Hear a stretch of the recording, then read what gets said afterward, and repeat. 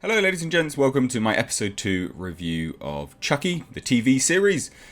I really enjoyed the first episode, thought it was a good gateway into this sort of new continuation of the franchise. Not to be mistaken for the 2019 Child's Play reboot movie.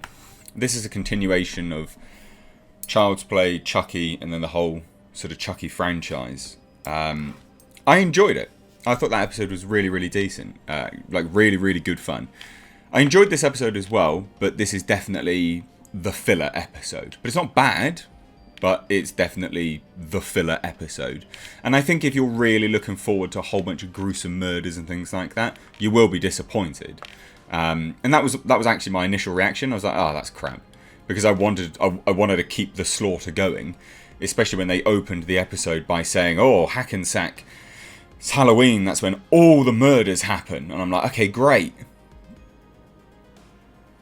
And we only see one person die. And I'm like, come on, you set me up. You set me up here. And I think that was a shame. I think if they didn't lead with that notion of, yeah, all hell's going to break loose on Halloween, because it's set on Halloween, this episode, I think I would have been much happier. But like I said, it's a filler episode, and, you know, we need these kind of episodes because they build the story around the main events, which are obviously the murders.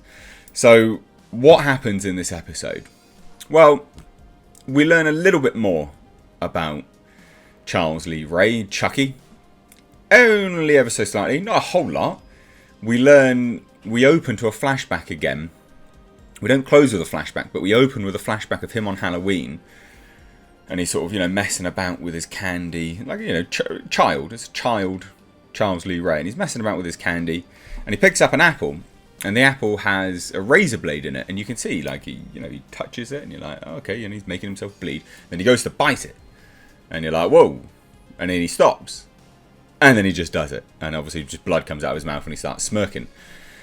And I guess what we're seeing in these flashbacks, because this is the origin story of Charles Lee Ray. This is the story of how he became this sort of psycho, basically this psychopathic murderer.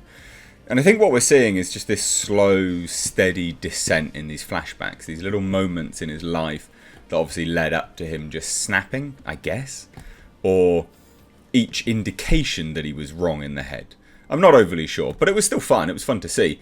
And then this whole episode is very much focused on the kids, you know, the kids in the episode. I think I got corrected last time because I was like, oh, they're in high school. And then someone was like, no, they're in something school, like middle school or something. I'm like, we don't have that in the UK, guys. Just, like, forgive me. All right, it's not a big deal. Calm down.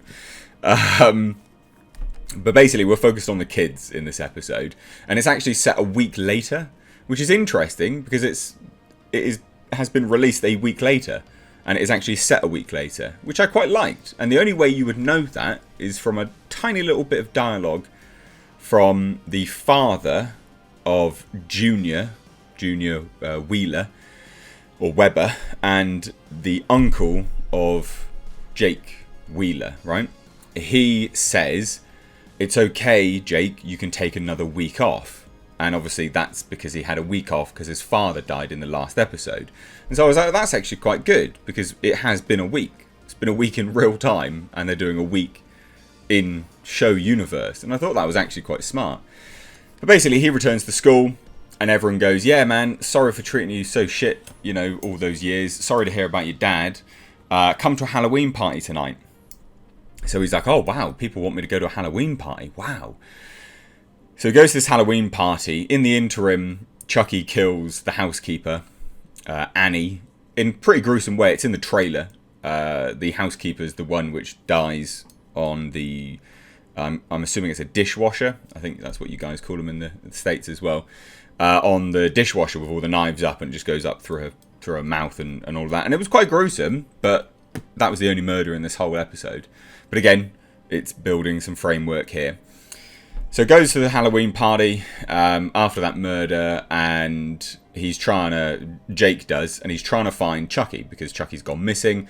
Chucky's trying to find Lexi, the young blonde girl in the first episode who's a bully to Jake, obviously just wants to kill her. And Jake interrupts when he's about to kill him, kill her. And then just sort of goes home, really. There's obviously, you know, narrative and character development in between. But that's the bulk of it. Lexi dresses up as Jake's father whilst being electrocuted, how he died in the first episode. And I'm like, that's pretty brutal, to be honest. That is pretty mean. But, you know, what do they say about kids? They can be horrendous, can't they? So I guess it makes sense. Kids are arseholes. And then it closes, and this is the real character development part, and it's dropping the seeds throughout the whole episode until it gets to this last bit right at the very end, when Chucky basically teases Jake's evil side out and says, look, it's kill or be killed. You know, join the right side, Jake, and starts offering him a knife. And you can kind of see it, you know, the groundwork has been laid there on the lead up to this. I'm not quite sure what Chucky is getting out of all of this, though, aside from just some sort of sadistic satisfaction, I guess. And then Jake does get the knife at the end, and obviously there's like a ha ha ha from Chucky. Brad Dourif's great in the role. He's absolutely fantastic. The voice work from him's staggering. Yeah, really, really, really good. And then obviously it zooms in on Jake's face in the knife or in the reflection. You're like, yeah, he's going to snap. Which I quite like. I like that it's laying the framework there. I think that's quite good for the ultimate sort of evil side of Jake to pop out there. Now, the things which I find compelling that I think will be coming forwards in the next few episodes is the cop seems to be aware and seemingly starts to know something is up with Chucky. Either she's suspecting Jake or she's suspecting Chucky.